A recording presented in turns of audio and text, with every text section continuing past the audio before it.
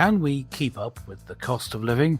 Hello, welcome to Mark and Pete Live. I'm Pete, a clergyman, and with me, as ever, is Mark, a businessman. We have different views on things, but this time we've got an interesting topic, contentious and a little bit unpleasant. Come on, lay it on us, Mark.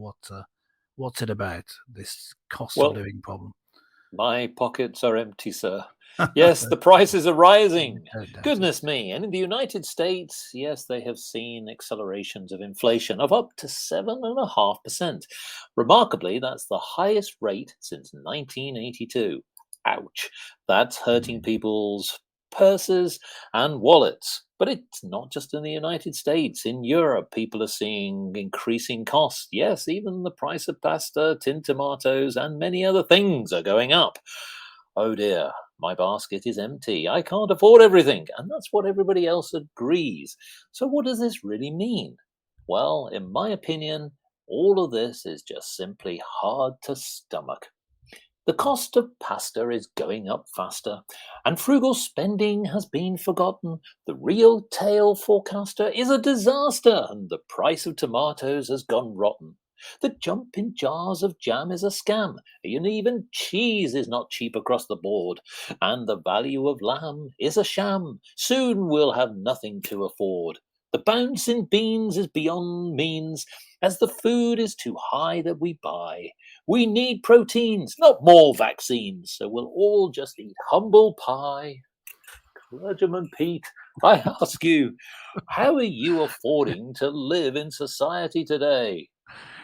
Well, just about, I think is the answer. And it's looking like it's getting worse in terms of prices in real terms, and it's an interesting discussion that's had in sort of the public forum about this.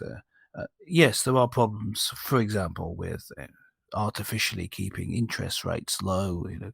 Causes a problem when you have to raise them in the end, and you get prices rising. Uh, Also, you can have problems with providing too much money in the money supply. It can be a problem. There are two other issues. Uh, One is that if you if if you've had people not working, factories closing down, travel into and out of a country stopped, you end up with not enough products. It's just simply Yeah. that the demand outstrips the supply, so the prices go up. And in fact, it's such a problem that actually some things really are in such short supply you can't get them, which is what you might call a first world problem, isn't it? You can't actually get that particular type of avocado I wanted. It's getting to that stage, and I don't think it's going to get worse in that sense. I think at the moment, anyway, the supply chains seem to be getting back on track. But it does mean that because they haven't yet brought up the stocks available, things are going to be more expensive. And once they get more expensive, Mm.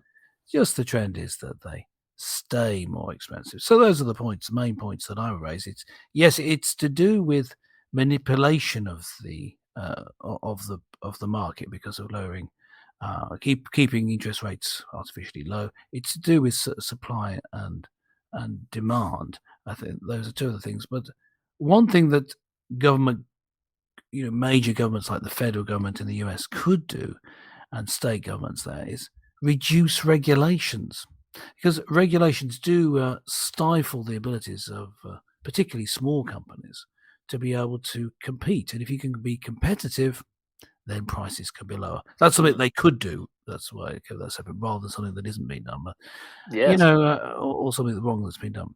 Well, many So that's small that's my businesses. brief analysis. What do you reckon? Yes. Well, I think many small businesses are struggling to cope with the enormous burgeoning red tape, as some Yes. people would say.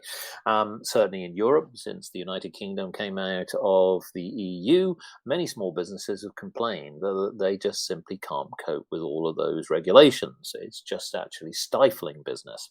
In the United States, Well, they're also seeing some other issues, very similar in the sense that we talk about food prices going up, but energy bills are going up as well. And of course, obviously, whilst the United States has a different situation than perhaps the UK and Europe, people, the consumer, yes, is definitely hurting. Now, when it comes to interest rates, if we say take the Bank of England, ironically, they have raised the interest rates twice, but is it enough? Some people are saying this is just simply not enough. If you look over the last 10 years, it's been below 1% as a base rate for over 10 years.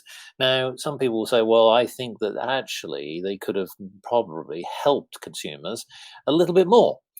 But it's not just about one thing. I think, as clergyman Pete highlighted, it's a combination of measures. I would say that probably what we're going to have to do is this old proverbial tightening of the belt is going to be seen for quite some time. I actually think that certain prices will go up. This is partly for the fact that if you think back before COVID-19, many people were importing lots of goods from all over the world. So yes, great for the planet, folks. Many people just simply shipping bananas and Yeah, I cheese and know. milk, Yeah. lamb and everything else from all over the world. When in actual fact, what should have happened is people should have listened to the Mark and Pete show. Localism. Yes, why Yep. not actually buy local?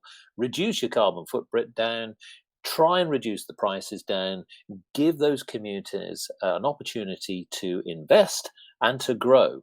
And what we've seen, particularly in the United Kingdom, and I think it applies to many other countries as well, is that that infrastructure, that loss of talent, that loss of business has just dissipated. So, where the United Kingdom perhaps did rely on goods from many other parts of the world, it's now seeing that pain because ultimately that demand is high. But unfortunately, Yeah. the manufacturers and those suppliers who are around the world, whether it be about wheat, whether about rice, whether about other things, just simply can't produce enough. And I can't see it changing, Clergyman Pete. So Yeah, yes, yeah. Well, you're yes, I think just in closing to say, yes, there is a Mark and Pete and a Mark and mantra. Pete, Yeah, I was going to say a which is going up rapidly. Mark and Meat pantra, but I meant a Mark and Meat mantra, which is long-termism and localism. Localism, right? Yep, shop local where possible, and grow your own where Yes. possible. And this is not going to help necessarily this time, but to future-proof yourself for the next time there's an issue like this. Yeah, shop local, grow your own where possible. This is also long-term because then you ensuring that you're always going to have a very short supply chain, especially if you're just going into your garden to get stuff. Uh, that's the way to future-proof your supply of pasta and tomatoes or whatever it is. Although growing your own pasta can be tricky. I think that's about it from Mark and Pete for this week. Don't forget to subscribe and let us know what you think below.